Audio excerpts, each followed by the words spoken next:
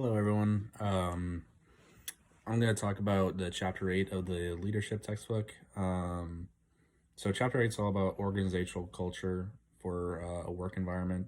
So, organizational culture is basically just an environment being shaped in the workplace, specifically by the leader, and just what kind of culture that you want to um, set forward in your workplace environment. So, uh, in the textbook, it talks about three different types or three levels of elements that aid to a organizational culture.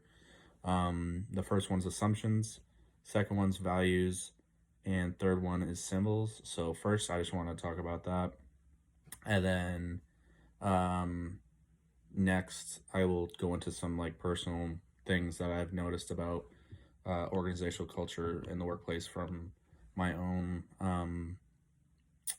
experiences working. So first one is assumptions. Assumptions is basically like what all employees assume when they're in a workplace environment. They're members of organizations share assumptions that serve as a foundation for the group's culture. So basically, like certain behaviors, how the employees will be treated, and other policies of like you don't really have to think about it. It's assumed based on how the organization's run, that that will this will happen based on that in certain situations. So that's the main one, or the first one, sorry. The second one is values, and values reflect on what the organization feels it ought to do given certain circumstances. So this is interesting because it's based on, like I said, certain circumstances, and you'll see this often in mission statements, debriefings, or press releases. It doesn't always have to be bad. It's not like any scandals or anything like that, but it can also just be like, um, this is what sort of like our values represent, and this is like what we're going to be pushing forward in our agenda. Um, and so that's another way to shape in your organizational culture for a business. And the last one is symbols.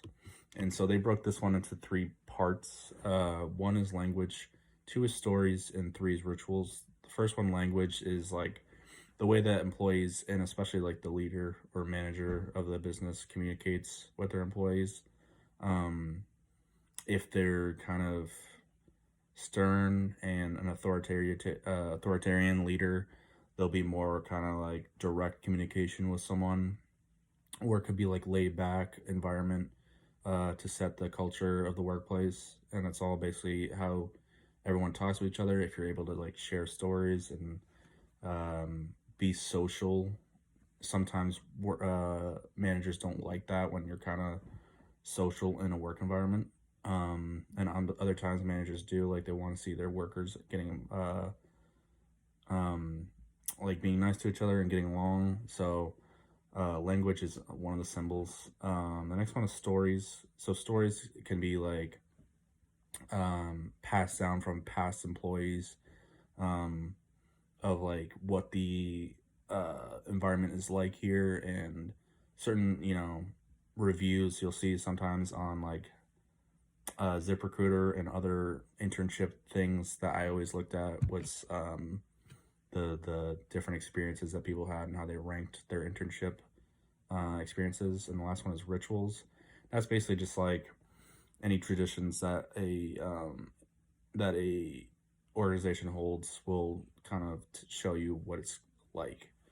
Um, and so the last thing I wanted to get into was the Galatea effect, just because I thought it related to me and my personal experiences of working so far in my life. So the Galatea effect is basically just, instead of focusing on leaders and self like managers, it's for like kind of employee based. So it's for employees to create a successful organizational culture. Um, they set high expectations for themselves to build a strong credibility, mostly with their supervisor. Um, and so this is basically just like, you don't want to just be there for the money. You want to go into work every day trying to improve what's going to happen in the day to day, And so I felt that one time when I worked for a golf course. I went in not just trying to make my minimum wage check and leave and just go hang out with my friends. It was more like I actually liked what I did, and I came every day trying to, become